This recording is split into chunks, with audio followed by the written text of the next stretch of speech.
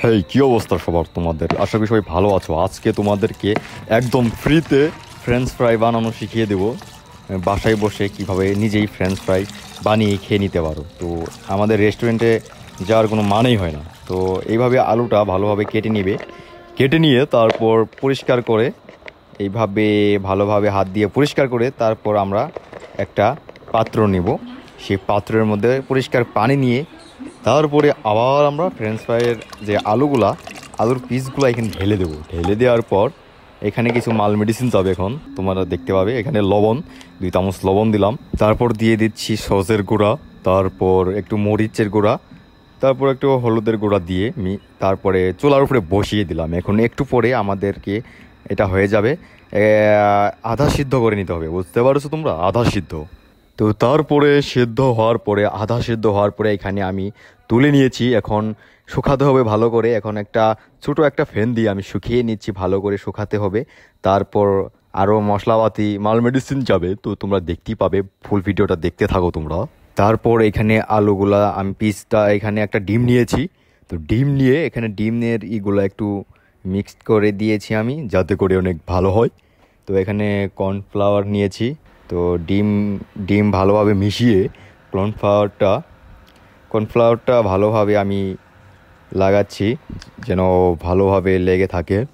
তো একটু বেশি করে দিবা তোমরা। একটু বেশি বেশি দিলে হয় কি, ফ্রেঞ্চ ফ্রাইটা অনেক ভালো হবে। বুঝতে পারছো তোমরা? না এখনও বুঝো নাই?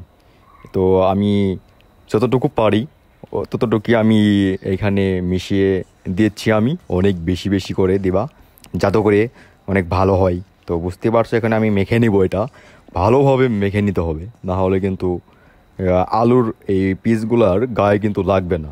তো এখানে আমার ভালোভাবে মিশিয়ে নেওয়া হয়েছে, মাখামাখি শেষ, মাল মেডিসিন দেওয়া শেষ। তো এখন আমি এইগুলা তেলে ভাজবো, একটু আধা ভাজা করে নেব, বেশি ভাজবো না। তো আমি প্রথমে একটা কড়াই নিব। তো কড়াইয়ে হালকা পরিমাণ একটু তেল দিয়েছি।